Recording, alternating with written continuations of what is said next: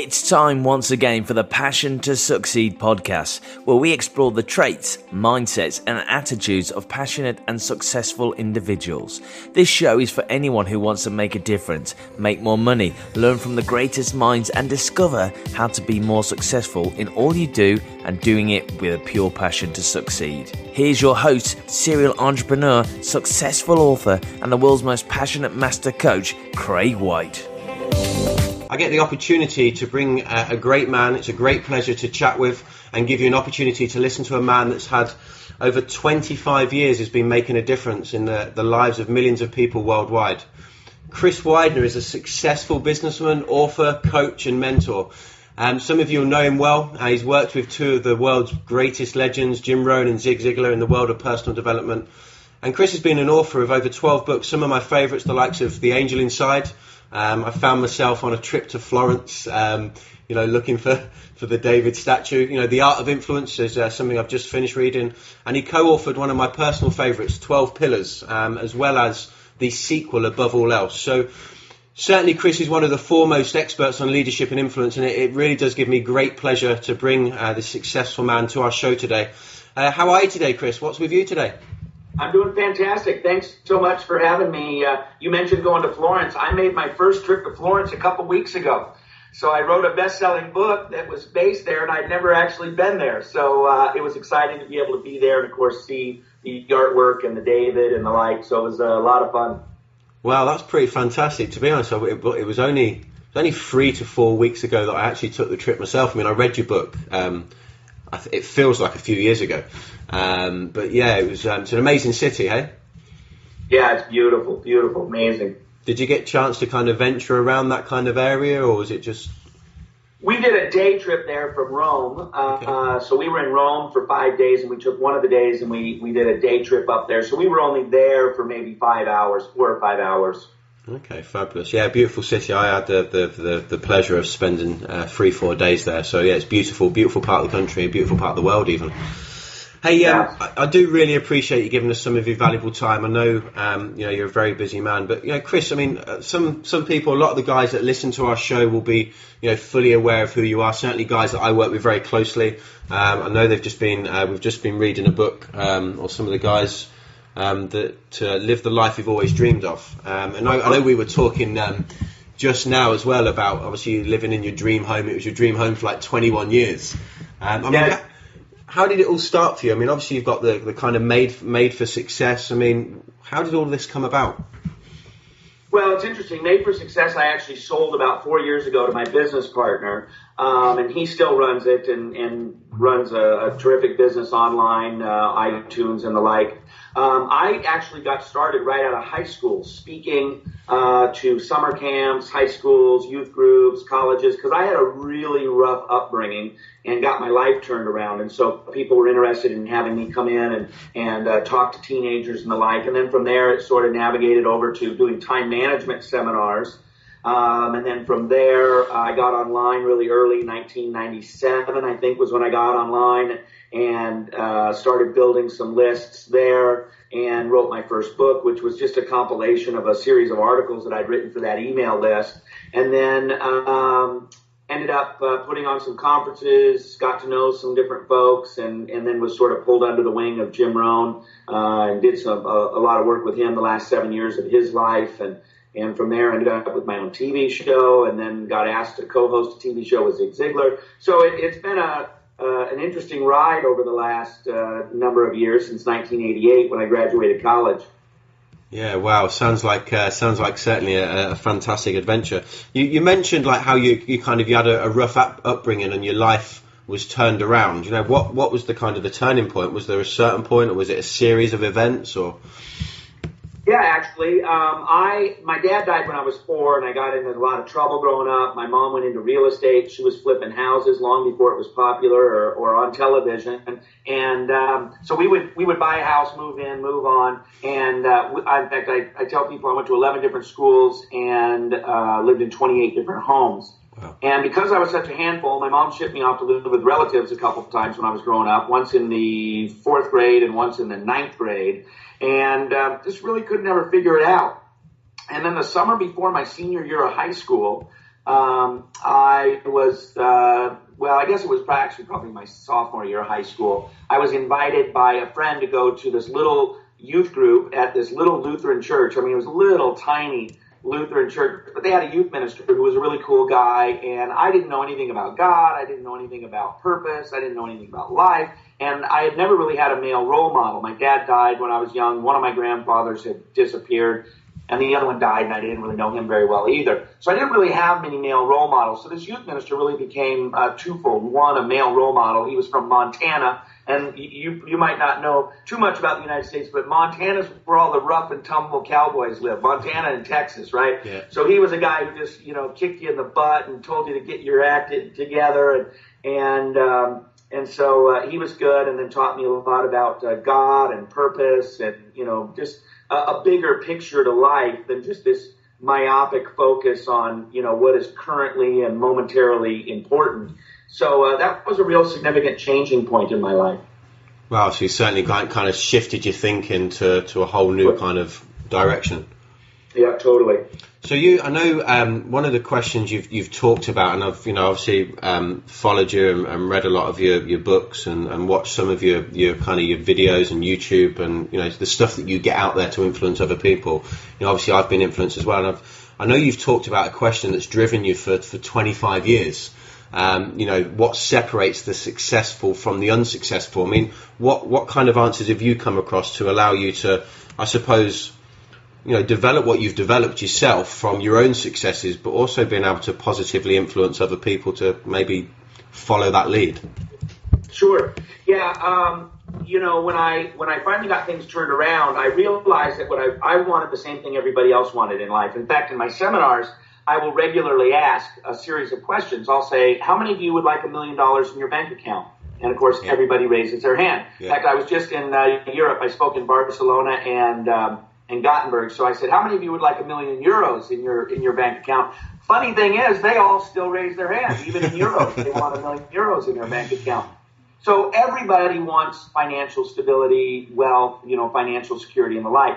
Then I'll say, how many of you would like to have a loving relationship, lifelong relationship, find somebody you can share your life with? Everybody's hand goes up. Because nobody wants to be single and alone every night for the rest of their life, eating TV dinners and watching reruns of old television shows. No, you want somebody that you can share your life with. And then I'll say, okay, how many of you who have children or want children, how many of you would like your children to grow up to be productive members of society? Well, everybody's hand goes up. Yep. Nobody says, I hope little Johnny grows up to go to prison. Everybody wants their children to do better and to do greater. I'd love for my kids to even go further and beyond what I've accomplished and to live, healthy, productive lives. And then I'll say, how many of you would like to be physically fit and live to a ripe old age? Everybody's hand goes up. Well, what that tells me is that everybody wants essentially the same thing. Now, the specifics of it might be differently. If everybody wants $1 million, but some might buy a Ferrari and some might, just stick it in buy gold and silver and and just stick it away somewhere. So what you might do with it might be different from person to person. But it was intriguing to me to see that everybody wants the same thing. Mm-hmm. And then they couple that with the fact that, we live in a free society. You and I both live in Western culture. We live in a free society. And there are certain things about free societies. We can go where we want. We can live where we want. Nobody accidentally ended up living where they live, right? You chose the house. You were telling me you bought this old farmhouse and renovated. You chose that house. I chose my dream house. I didn't accidentally wake up one day and go, wow, how did I end up here? I chose to live here. I chose my profession. We can go where we want, live where we want. We can marry who we want. I always ask, how many of you got accidentally married? And there's always one smart aleck who raises his hand and says, yeah, one night in Las Vegas, right? But, the fact is we choose everything that we do. So you couple those two things together, and it's fascinating to me. Everybody wants the same thing. And we live in a culture where you can have exactly what you want. You can make any choices you want. Great. And yet some people do and some people don't. Yep. That, to me, is the profound question there. Is everybody wants $1 million. Anybody could have $1 million, but some people do and some people don't. So what is it about the people who do and what is it about the people that don't? And I find that question has brought me to a lot of answers. I mean, there's a lot of answers that all come into into success. But the primary thing would be choice.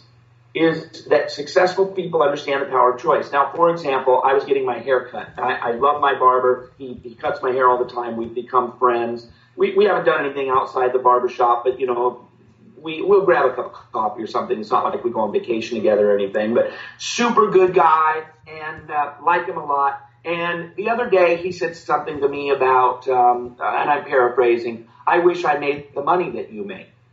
And I said, well, you could. And he said, how could I, and he basically played the victim card. Mm-hmm. I'm a barber. And I said, but you chose to be a barber. You chose to be a barber. There aren't a whole lot of barbers making, $500,000 a year unless they own a chain of barbershops, mm-hmm. right? And so he chose to do that, and it pays him a certain amount of money. When you're going to college, for those people who go to college, they make a choice. Am I going to major in finance and go work on Wall Street, where even the dumbest guy can make $1 million a year? Or are you going to go be a teacher, an elementary education major? That's just a choice. Yep. Neither one is right. Neither one is wrong. But one is going to be more apt to make the $1 million than the other one is. Mm-hmm. And people don't understand that the choices they make determine to a great degree whether or not they're going to be successful in their endeavor. What they want to do is they want to make a bad choice and then gripe about the fact that the result didn't end up the way they ended up, picking. So they'll say, well, I'm a school teacher. I don't make any money. Well, it's fantastic. You're a school teacher. You're making a difference in the lives of children. You're helping kids. You're a productive member of society. But don't gripe about the fact that you don't make much money. Mm-hmm. Because if you wanted to make money, there are other choices you could make that would make you the money, And so I think that's just a really big idea that most people never get their eyes around. Working, you probably are aware of my Invisible Profit System CD, where I talk about the difference between working for profits or working for wages. Mm-hmm. And that's an old Jim Rohn. It's based on an old Jim Rohn quote, profits are better than wages. Yeah. Most people want to be wealthy, but they work in a wage system. Mm-hmm. And nobody gets rich working for wages. There's very, very few people who get rich working for wages. I have found some. Professional athletes can get rich trading time for money. If you play football for a year, you make $2 million. Yeah. If you will go on tour for 6 months and you're a musician, you might make $20 million.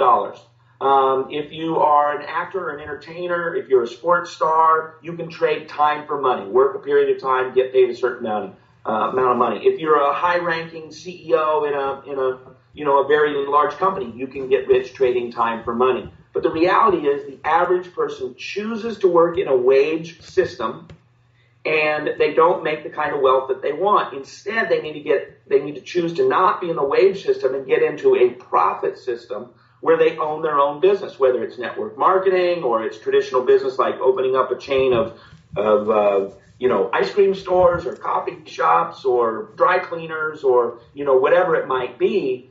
But most people want to choose to be in the wage system and then complain that they don't get rich, complain that they don't have enough money. They won't get into the profit system because there's too much risk and people don't want to, take that risk.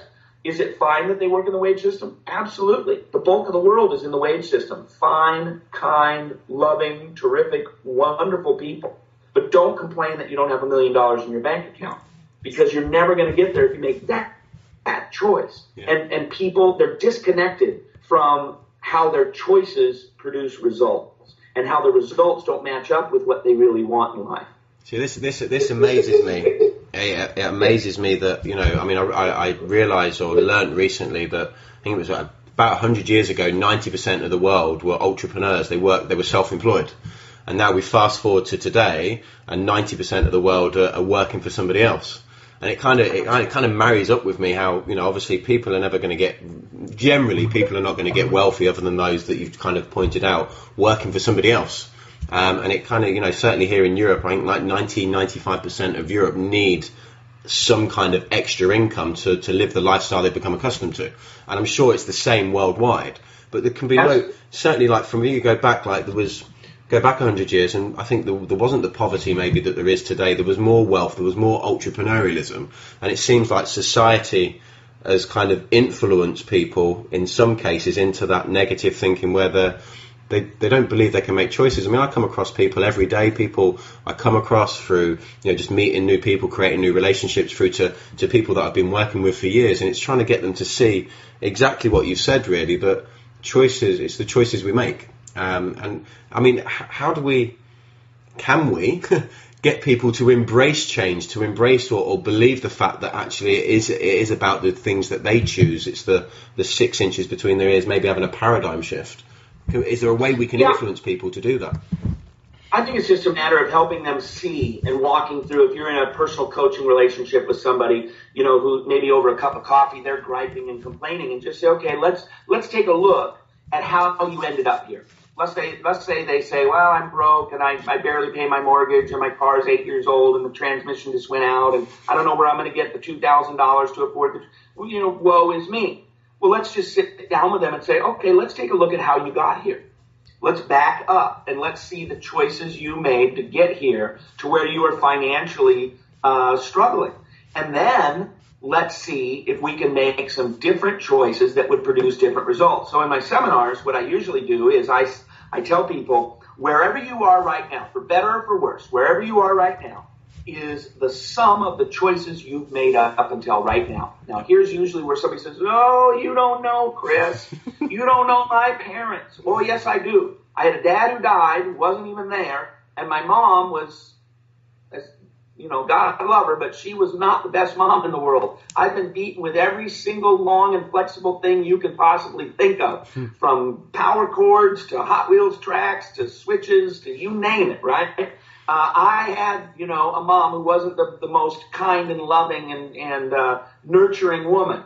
I loved her. We ended up having a good relationship toward the end of her life. But the fact is it doesn't matter what your parents were like. If that's going to be your choice and that's going to be your excuse, then that's what it's going to be. I gave a seminar once and I said, where you are right now is the sum of the choices you've made up until right now. And this woman came up to me afterwards and she said, well, I didn't choose my husband to cheat on me and run off with another woman and divorce me. And I said, you're right, you didn't choose that. But let's think through a couple of things. Number one, you did choose him.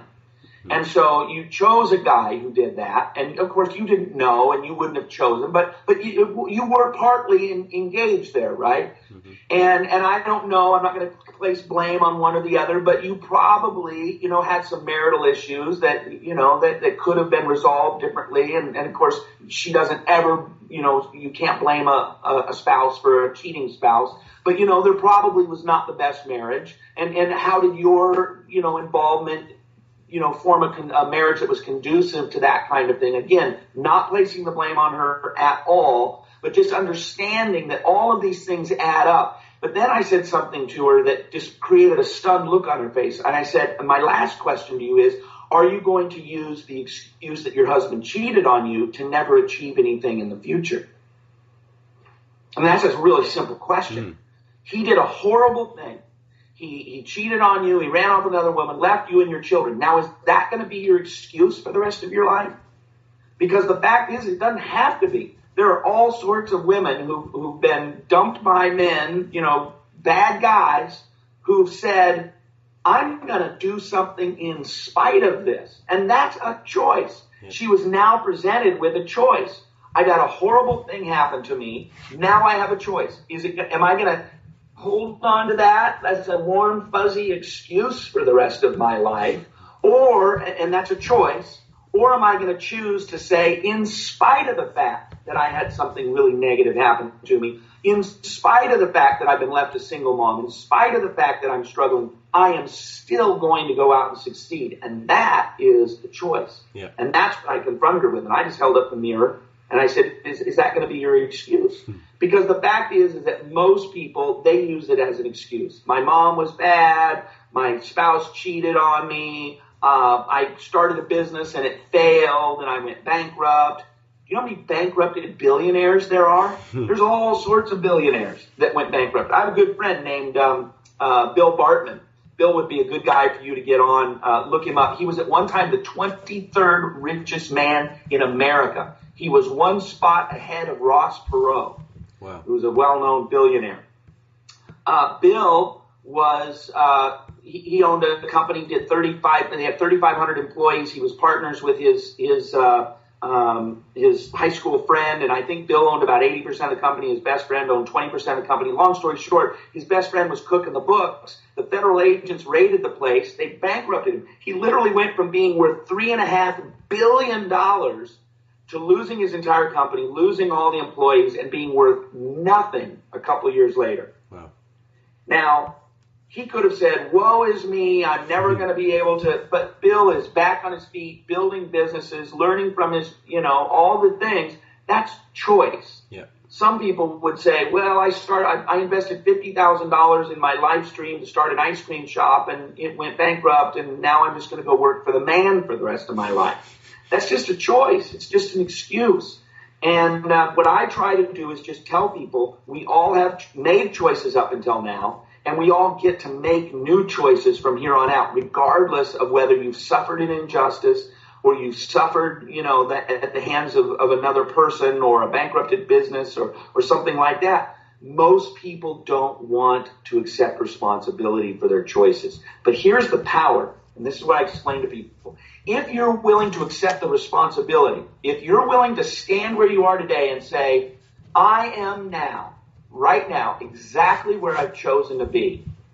That's a hardship for a lot of people to do that. But if they will, if where I've come from is the result of the choices I've made back here, then it's also true that wherever I want to go is simply the choices that I'm going to make from here on out. That's the real power. If you can get over the responsibility of accepting that your choices have brought you this life that you don't like, then you actually empower yourself to choose the rest of your life, which can be your dream life. It can be whatever you want it to be. And that's a pretty amazing thing. Yeah, I love that. I really do love that philosophy, and I think it is taking responsibility. And certainly, my own experience and listening to you, and I think even like talking about your colleague friend Bill Barton. It's amazing. Again, it's a belief of mine. I've read it somewhere. I've been influenced with it. I think I think somebody suggested that if you divided all the wealth equally to everyone in the world, every penny, euro, dime, zen, to all the individuals, eventually it'll end up back in the same pockets because people have made themselves worth that. People say, is that footballer worth that volume of money? Well, I think, he's made himself worth that for what he provides and what he gives. Which kind of... You may disagree with the fact that a footballer gets paid $2 million a year, and that's what a lot of people say. Oh, that guy, all he does is throw a ball through a hoop. He's a basketball player. All he does is throw a ball. He's playing a kid's game. But the reality is that these same people or their friends or family will go spend 200 euros to sit in the front row and watch that guy throw the ball through the hoop, right? Yeah. So he's creating value in the marketplace, and the owners who own the companies, they charge people this money to come, and they put 50,000 people in a stadium. They have to pay somebody else who can actually do it very, very well, and in order to get the best, they have to pay them most. It's like any business. Yeah. It just happens to be a large-scale business, and the larger the scale, the more money gets made.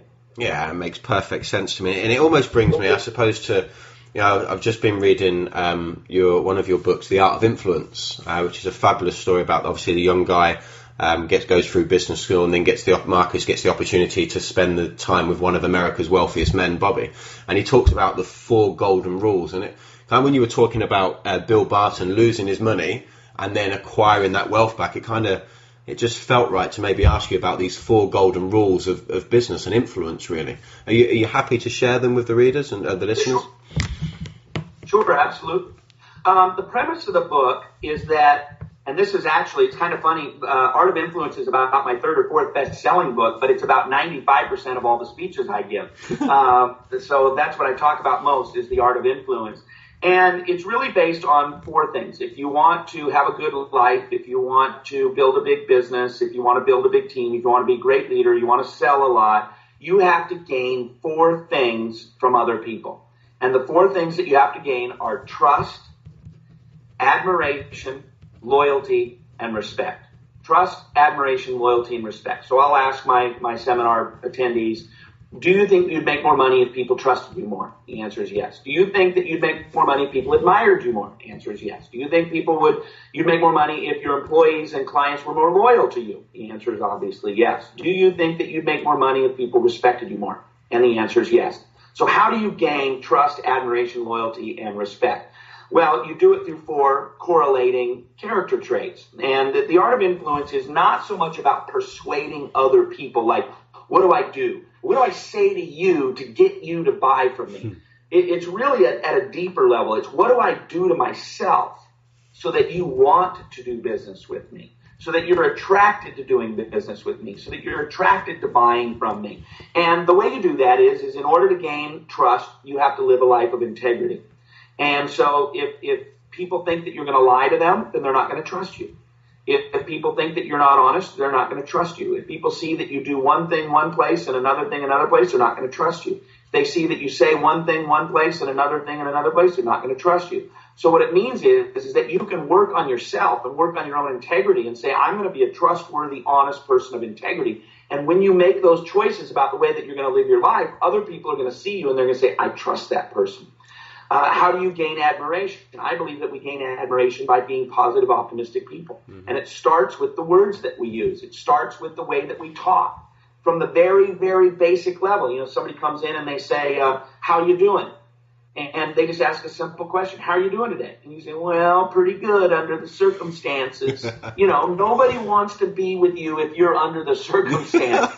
Nobody's ever going to go, hey, you're under the circumstances. Can I come in under there with you? No, they're going to say, he's under the circumstances. Let's get out of here. The fact is that people want to see people who are overcoming and they're positive and they view, life as something that they can win at in spite of the circumstances. Mm-hmm. I have a friend of mine. He used to live. He just sold it, a $9 million house, and the first time I ever met him, we went over to his house. A friend of mine brought me over there, and he gave me his business card. And said, "Hey, call me in a couple of days. Let's talk about doing some business together." And I said, okay. So I called him a couple days later, and he answered the phone, and I said, "Hey, Dave, how's it going?" He said, "Man, if I was any better, I'd have to be twins, and if I was somebody else, I'd be jealous of myself." And I thought, okay, that works for you, and obviously it did. He's quite successful, but somewhere between another day, another dollar, and if I was any better, I'd have to be twins. Somewhere in that continuum, we have to find our own unique personality. Yeah. Where we are going to project a positive, optimistic person. If people are listening today, we have some people who are introverts. If they were to walk into their office and and start talking like Tony Robbins, people would say, "Whoa, what happened to him?" You be yourself, but ask yourself and listen to yourself. What am I saying? How am I talking? What am I projecting?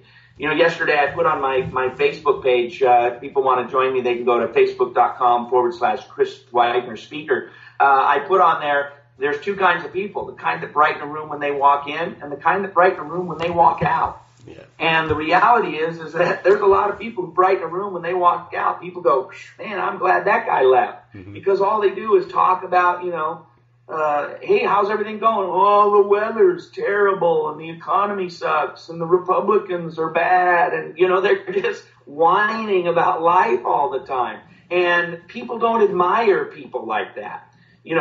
They admire people who are optimistic, who can see the best in the world around them. And so I always encourage people, make sure you're talking positively, make sure you're thinking positively, make sure that you're leading people positively, and you gain admiration from people. The third one is loyalty. How do you gain loyalty? You gain loyalty by serving other people, mm-hmm. by considering other people's interests more important than your own. In fact, I was just speaking in Gothenburg, Sweden, and I was speaking to a network marketing company, and it was a company that they give away a car. When they reach a certain level, they get a car, and different companies have different rewards that they give. And this one just happened to be a car. And there was a whole bunch of cars sitting over there, and off the side of the stage, they said, how many of you would like to get that car? And of course, woo, I want that car. And they're focused on what they can get for themselves. And I said, okay, so let me ask you a question. Instead of just thinking about how I can get my car, what if you said, I'm going to help 5 other people get their car? Would you get your car if you helped 5 other people get their car? Mm-hmm. And of course, everybody said, yeah, absolutely. And it doesn't matter if the company you're in gives away trips or cars or, cash bonus. It doesn't matter. If you can get a $50,000 cash bonus in your company, great.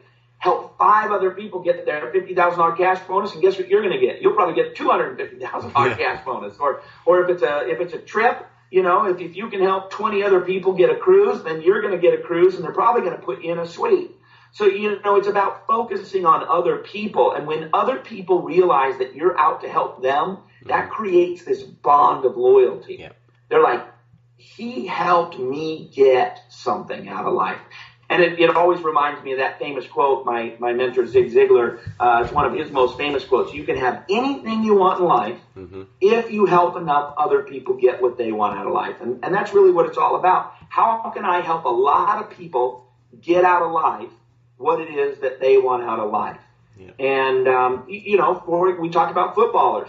A lot of people, they want to go on Saturday night and watch just an amazing game of football and paint their faces. I've seen your European crowds.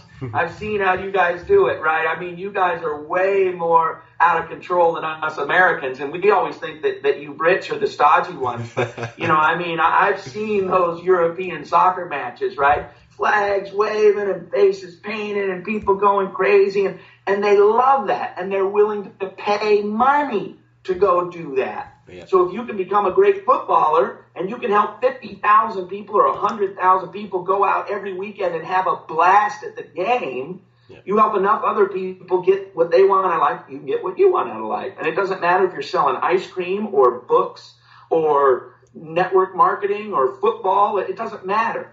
The more people you help, the more you get back.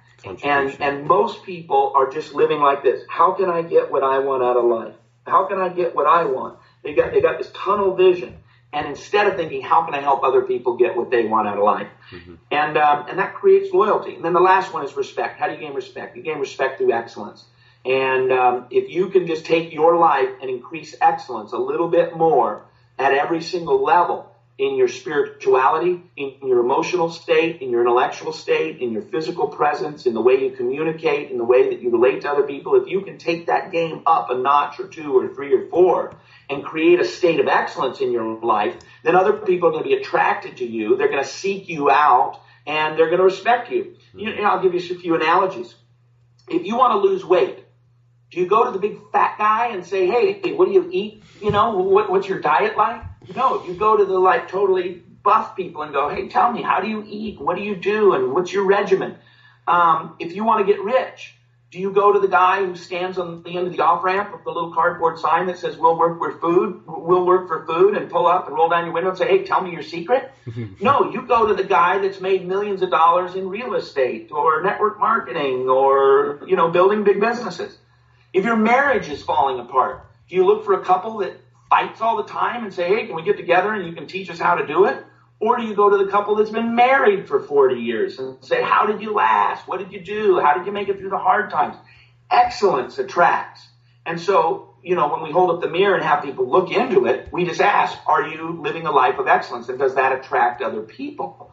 And that's the reality, is people respect people of excellence and they're attracted to it. So you gain trust through integrity. You gain admiration through optimism, you gain loyalty through service, and you gain respect through excellence.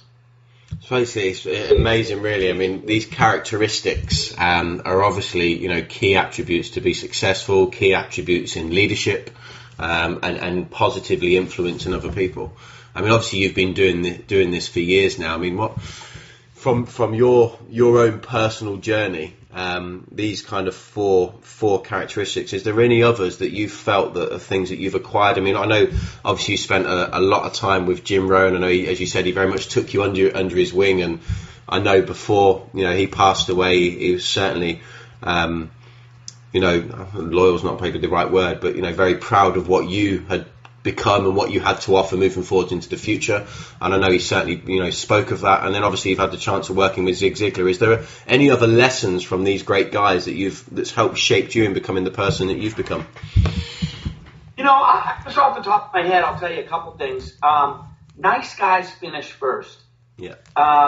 there are a lot of jerks in the world, and people can point to the jerks and say, oh, look at him, he made a bunch of money. But you know what? Making money doesn't tell me that you're successful. It tells me you learned how to make money. Mm-hmm.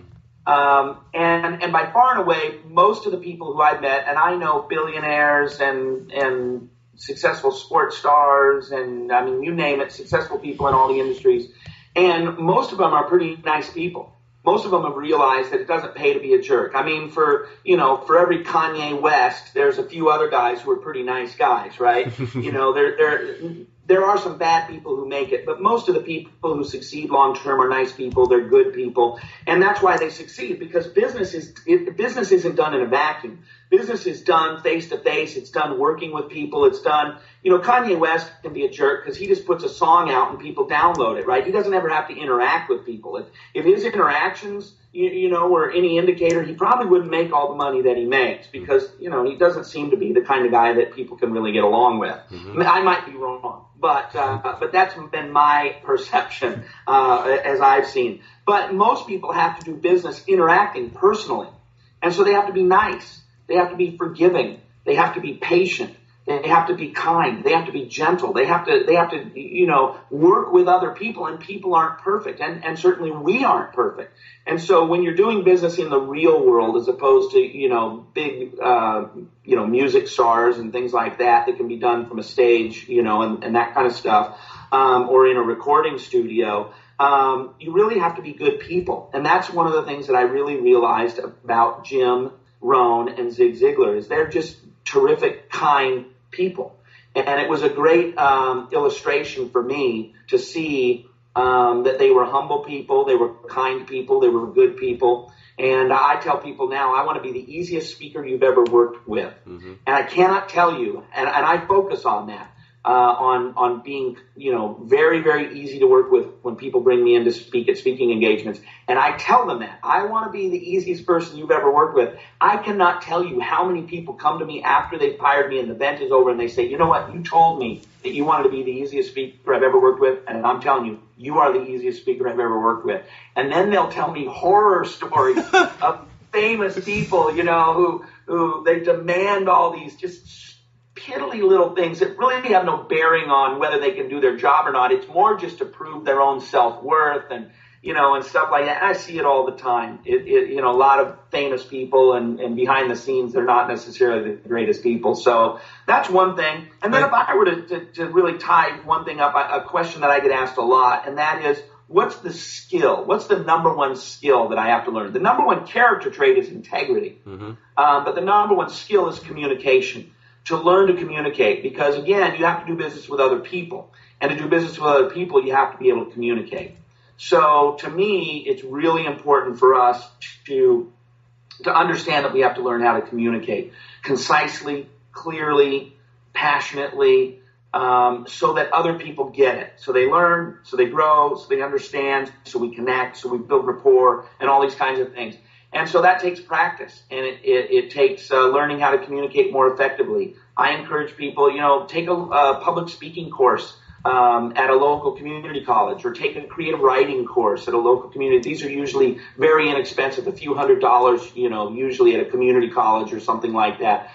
Join Toastmasters. Toastmasters has places all over the world where you can go once a week and meet with 10 or 15 other people and learn to speak more articulately and those kinds of things. So take a drama class. I mean, really break out and take like an impromptu comedy class or something. Anything to help you learn how to communicate more effectively that's going to stretch you and grow you and teach you how to do these things. It's a really good idea to learn how to communicate more effectively. Yeah, I suppose, I get the vibe, really. It's kind of just being sincere, being honest, and being true to yourself. And, as you said, putting other people first. I mean, from a people skills perspective, I suppose it's something you can read and study, but it takes a lifetime to master. Absolutely. And I think, I have a vibe or a feeling about people skills, and I think if you're honest and you care about other people, I think it's the beginning, the foundations of having good people skills and building rapport with people, showing an interest, caring about, genuinely caring about others. Like you said about Zig Ziglar, positively influence other people's lives, and in turn you'll positively influence yours, in a short, I suppose. Yeah, the word that I use all the time is authenticity. Yeah. It's authentic. It's real. You know, if you watch one of these Pawn Star shows, you know, these shows on TV where people go in and they try and sell something to a pawn shop or something, and they'll occasionally bring in a ball autographed by a famous player or something.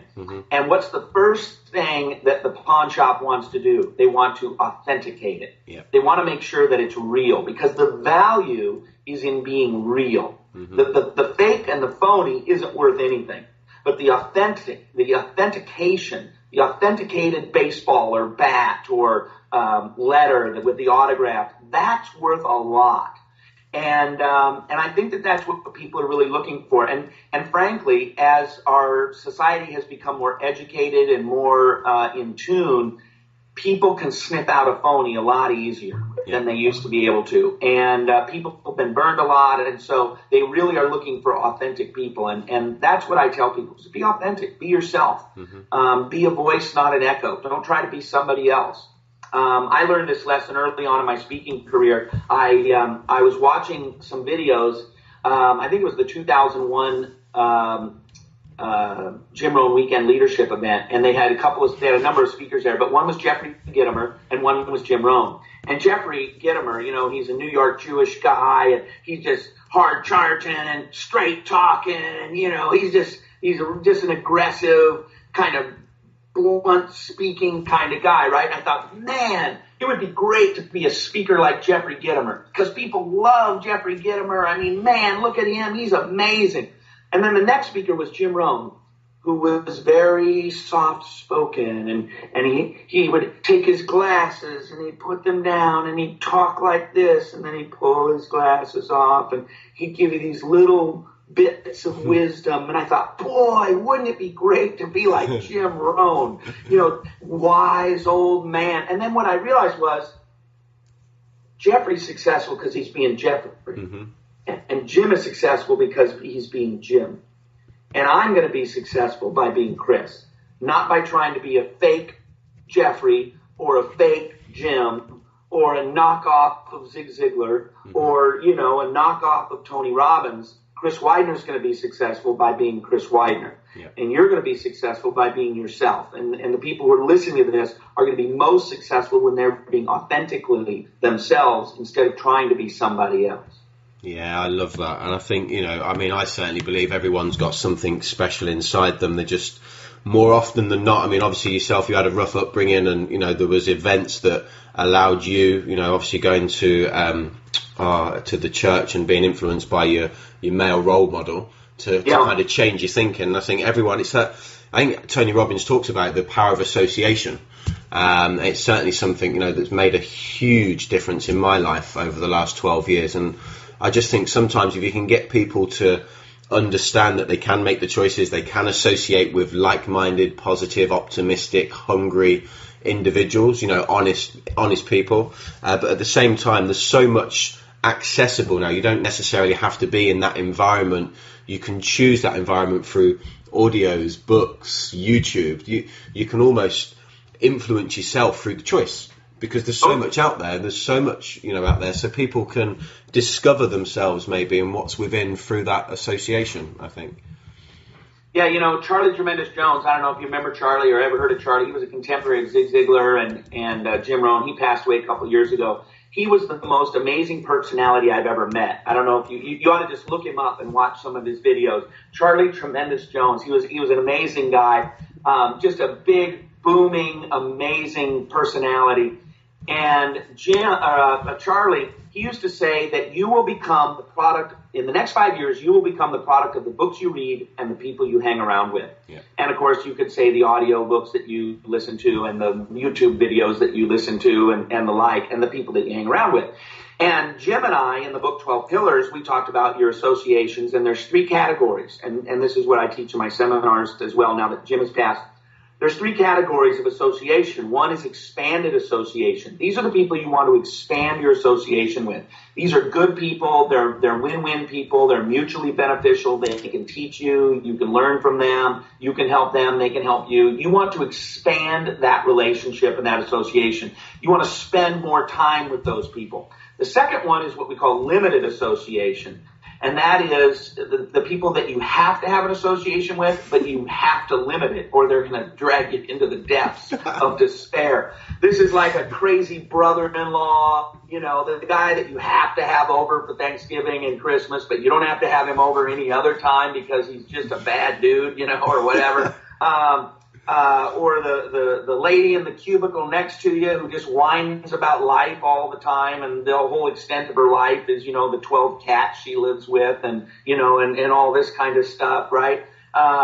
You limit that association. You have to work with them, but you limit. You're not going to the crazy guy down the hall at work and saying, hey, let's go to lunch 3 days a week. You're going into the meetings you have to be in with that guy, and then you're staying away from him the rest of the time. Yeah. And this doesn't mean that you have to be mean or, anything like that. You just extract yourself from the relationship and you limit it to what is required. And then the last one is disassociation. And this one's the hardest for people. And that means you just disassociate with some people. And again, you don't call them up and go, hey, I made a decision. You're a jerk and you're out of my life because you're horrible and I'm good. I'm not suggesting that you have to be mean-spirited about it. But it does mean that you have to disassociate with them. And I've realized that a lot of people are friends by convenience. Their friends are friends of convenience. Why am I friends with him? Well, because I've been friends with him since high school. Mm-hmm. Well, is he good to be in a relationship with? Probably not. He's going nowhere and he's not doing much. Well, then why are you friends with him? Well, because I've been friends with him since high school. Okay, that's a friend by convenience, mm-hmm. and you need to let go. And it's okay to let go. If he's going in a different direction, that's fine. Let him go in a different direction. It's like, I live in Seattle, and if you look at the United States of America, if you look at a map, we're in the upper left-hand corner. Mm-hmm. Straight down from us along the coast is Los Angeles. Straight east from us, for the most part, it's almost directly east, but if you were to go east, is Chicago. If I get in a car and I say, I want to go to Chicago, I have to get on I-90 east, and that's my choice. I'm going to Chicago. If somebody else meets me and says, hey, I'm going to Los Angeles, I say, well, that's great. You can go to Los Angeles, but I'm on I-90 East. You need to be on I-5 South. Mm-hmm. Go to Los Angeles. It's totally fine. You're a terrific person. Love you. Have fun. Best of luck to you. But I'm not going to be in the car with you because I'm going on I-90 East. You need to go on I-5 South. We need to take that mentality and look at the way we're living our lives. Where am I going? Am I going to abundance? Am I going to wealth? Am I going to difference making? Am I going to an extraordinary life? If so, I don't want to be in the car with the people who are going to scarcity, who are going to drama, who are going to, broken relationships. I'm not going to be in the same car with them. The same way I wouldn't be in a car with somebody going to Los Angeles if I wanted to go to Chicago. Yeah. And that's the blunt reality. And a lot of people, most people listening to this, you're nice people. And you kind of go, well, I don't want to break up with him, or I don't want to, not be friends with them anymore. Okay, that's fine. Circling back to what we've talked about in the past, but it's a choice. Who are you going to hang around with? And the people you hang around with are going to determine to a great degree what kind of person you become. Mm-hmm. Now, I've become pretty successful in my life, but you know what? I'm one of the least successful people in my circle of influence. I love being the least successful guy in my circle. I love having friends who I think are smarter than me, richer than me, better than me. You know what? Because it means I'm moving up. I don't know why they hang around with me, but it's like I want to hang around with people who are better than me. And I don't want to hang around with people who are going to drag me down. Now, let me just give a parenthetical statement here, because sometimes people mistake what I'm saying. They'll say, do you mean we shouldn't help the poor? Do you mean we shouldn't help the downtrodden? Do you mean... No, I'm not saying that at all. We should help the poor. We should help the downtrodden. We should help people who've suffered injustices and things like that. But we don't make them our colleagues. We don't put them into our inner circle and ask them to influence us. Mm-hmm. So we have a relationship, we can have a relationship, but it's a relationship where we're mentoring them, or we're helping them, or we're being charitable to them. We're not viewing them as peers and colleagues who speak into our life and have an effect on what kind of life we live. It's an important distinction there. Yeah. Are you still there, mate? I am. Yeah, fantastic. Sorry, my screen froze there. Yeah, do you know, I think... it is that association, I suppose, again, what you were talking about, the sum of the people we spend most of our time with. And Yeah, it just gets me thinking as well, obviously kind of looking to, I love the fact that you're, obviously very successful, but your circle of influence are at the next level. But I suppose that helps you aspire and learn and associate with people maybe where you want to kind of keep growing and keep becoming and keep giving and keep influencing. Yeah, one of my best friends is a very successful real estate investor, and I knew he had a lot of money, but I didn't know how much until he ran for the United States Senate, and he had to fix his financials, and they were on the front cover of the local newspaper. And I looked at the newspaper that morning, and I said, $15 million, and I called him up, and I said, you're buying lunch next time, pal. I didn't look at that. I was like, well, I want to hang around with guys that have, a lot of money. They're not giving me any of their money. It's not about, hey, will you buy lunch for me? It's more about people who succeed and achieve those things. They've achieved certain things in their life. They have the right mindset. They have the right actions. They have the right discipline. They have, those are the things that I want to incorporate into my life. Yeah, no, I really get that. Hey, Chris, I really, really do appreciate your time, and I'm sure all the listeners have gained great value. We have listeners from every walk of life all over the world, from people that are studying through to people that are entrepreneurs involved in traditional business, MLM, and I think, these characteristics you've talked about and these traits to be successful and positively influence other people can, are certainly transferable from any success in life. So I'm really, really grateful. Thank you very much for your time on this Monday evening or Monday morning, I think it may be for you. Just for people that want to connect with you, Chris, where's best for them? If they're not already connected, I'm sure many are, but for those that aren't connected with you or maybe coming across you for the first time, where's best for them to connect with you? Well, the first thing I always like to do is give away something for free. So I've got a free video. It's about 23 minutes long. It's on how to influence and persuade other people, which if you're in sales or leadership, you have to get. And in order to get it for free, you have to go to this address. It's www.widenerleadership.com/Chris. That'll take you to a landing page that'll give you the free one. Widener is spelled like the word wide, W-I-D-E, with an N-E-R on the end. So widenerleadership.com/Chris, and that's the traditional spelling, C-H-R-I-S. And we'll give you a free video there to help you learn how to influence and persuade other people. On Twitter, you can reach me at Chris Widener. It's just at Chris Widener. And on Facebook, you can go to facebook.com/Chris Widener Speaker. And then, of course, on the web, just chriswidener.com. Hey, that's absolutely fantastic. I'll certainly make sure that this web link for this free video is on the resource on the website as well. Chris, I thank you very much for your time. I hope you have an absolutely magical Monday. I'm very grateful, and I'm sure the listeners will really appreciate your time as well. So thanks again, Chris, and I wish you a good day. If you enjoyed today's show, we would appreciate it if you would most people share through social media, then subscribe, rate and provide a review over at iTunes and SoundCloud. That's all for today. Thank you for joining us. The Passion to Succeed show is brought to you by passiontosucceed.com. Get over to the website, subscribe, and join the community of passionate people.